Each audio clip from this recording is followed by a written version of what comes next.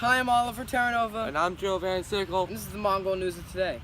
We were supposed to have a guest on the show today, but unfortunately, he could not attend. His name was Genghis Khan, and he was the first leader of the Mongol Empire. His real name was Temujin, and his empire became one of the most powerful and largest empires in all of history. He came to be so powerful by uniting many nomadic tribes of the Northeast. He used all of these tribes to further invade and conquer other larger countries, which would help expand his own power. Excuse me, Oliver. We are now going to go to Joe with the weather. Joe? Thank you, Oliver. As you can see, the main Mongol tribe is now in West Mongolia. They're going to move eastward to the East Mongolia and then south into China to invade them. Thank you, Joe. Now come please join me once again in the studio. As he has stated, the main Mongol group is traveling towards East Mongolia and then will further move south into China. Since we have no reporters in China right now as we are in Mongolia, we will need to select a reporter to move to China. Fine. Thank you, Joe. $5 an hour just to walk 10,000 miles just to get into China. Wait. Now that Joe is traveling to China, and it is just me in the studio, I think this is a good time to begin the third segment of our show today, in which we will take two Moving time! Oh, it's moving time! This will happen every so often in these tribes, because they are a nomadic tribe. And nomadic means that they will settle in a place or a location for a short period of time before moving to another location. This means that they did not have permanent settlements or things like agriculture or farming. As me and the other Mongols search for another place to settle, I think Joe should be in China by now because he is a very fast speed walker. So let's cut to him. Joe?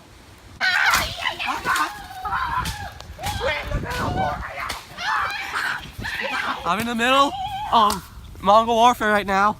And right now, while I'm in this, I'm gonna teach you some Mongol fighting techniques to help you survive in this type of battle situation. Roll the clip! Oh, hi. I'm Oliver Terranova. I'm here today to teach you some of the Mongol fighting tactics used in battle. The first thing you should know about these Mongol fighting tactics is that the Mongolians were master horsemen. And ever since they were kids, they've been trained on horseback to be able to fight their opponents from afar. See, this gave them the upper hand because as these people are in the center with swords and spears, these Mongolians were able to travel around them with their horses. This leads to another piece of Mongolian technology which allowed them to stand up on their horses. This is called the stirrup. It was this piece of metal that went around their foot and attached to the saddle of the horse.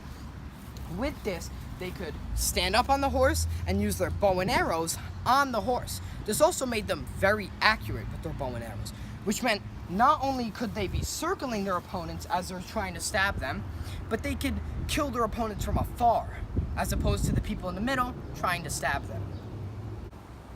Hi, I'm Joe Van Sickle. I'm a Mongol fighting expert. And today, I'm going to teach you how Mongols use catapults and what they use the catapults for. Now, the Mongols use catapults and load them with deceased members of their tribe or victims with the plague. And they launch them over walls of towns, cities, or normal tribes. And they use them to easily kill all the people that are in it without using force or weaponry. And with this, they can easily enter the town and conquer it without no fight. Thank you for going on this informative journey with us on the Mongol fighting techniques. I hope you have learned a lot. I also hope you have a wonderful day. And you should probably take these into battle because they worked for the Mongols and these techniques could also work for you. Whew. Alright, now since the war is over, I can now talk about where I am. I'm in China, and China is one of the few parts of this big empire, the Mongol Empire. And some of the other pawns of this empire are India, Russia, east of Europe, and parts of the Middle East. These territories need some sort of code. And that code is Pax Mongolia. And Pax Mongolia means Mongol peace. Now, Oliver, I hear that you're on the Silk Road. Is that true? That is correct, Joe. I am on the Silk Roads. I am reporting live here. Now, these Silk Roads, I just have a paper on it. They're a famous trade route in which the Mongols protected, and they allowed it to prosper. Follow me. Some of the goods traded along these roads included silk, spices, animals, ideas, and even religions. See, I know you may be saying, how are ideas and religions traded? But it's quite simple, actually. See, as one person would hand something off to another person in a barter exchange or an exchange that used items, now these people would talk and there they would exchange ideas. Now that one person who had learned a new idea would take it to the next person they traded with and further on continue this idea. This is how that all these religions and all these ideas would travel all the way through China and would even get to parts of the Middle East, soon Africa, then to Europe and across the world. So these Silk Roads are a very important part to not only China, but the whole world. I think it's now time to close off this segment, and I will meet you all back in the studio. Joseph? Oliver?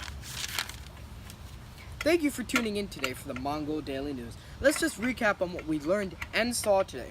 We learned that the Mongols are a nomadic tribe, and therefore they move around a lot and never have permanent settlements. And we also learned the different types of Mongol fighting techniques and how effective they were. After that, we learned about the vast Mongol Empire and those very important Silk Roads. I am reporter Oliver Terranova. And I'm meteorologist Joe Van Sickle. And that was the news for today.